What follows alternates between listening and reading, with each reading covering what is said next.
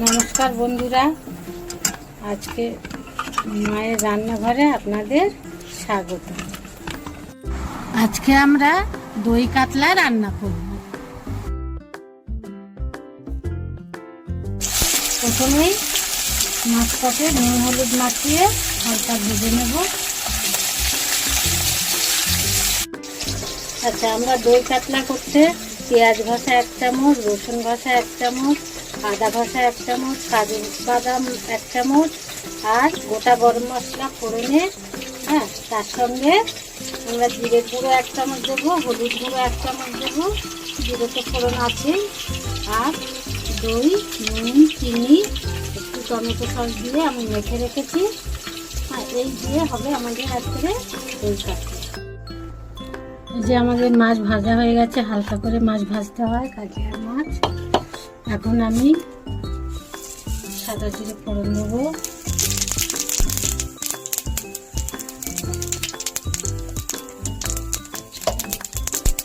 গোটা গরম মশলা ফোড়ন দেবো,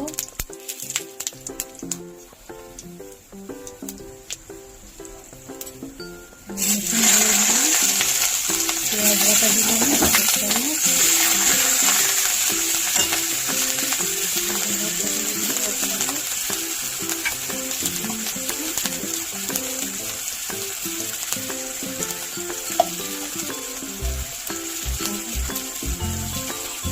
ধনিয়া পাউডার দিয়ে দিলাম 1 চামচ, জিরে পাউডার দিয়ে দিলাম 1 চামচ, হলুদ গুঁড়ো দিয়ে দিলাম 1 চামচ। মশলাটা হালকা হালকা কষিয়ে নিলাম।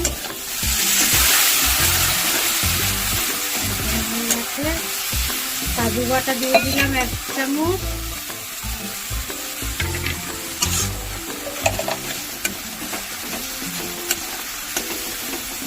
সুন্দর হালকা রং এসছে। এবারে আমরা দিয়ে দেবো দই সস মেশানো মশলাটা দিয়ে কষিয়ে নেবো। ব্যাস, আমাদের কষানো হয়ে গেছে। এবার আমরা শাহি গরম মশলা দেবো,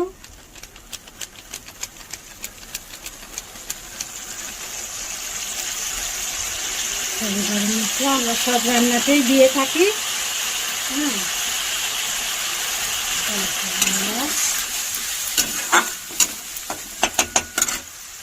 মাছগুলো একে একে ছেড়ে দেবো।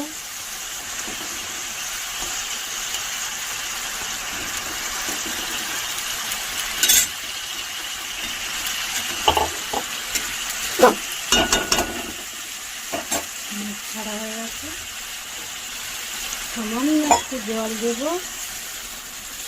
দিয়ে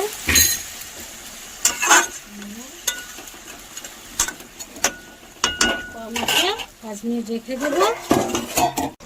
দই কাতলা 5 মিনিট হয়ে গেছে। এবার আমাদের দই কাতলা রেডি।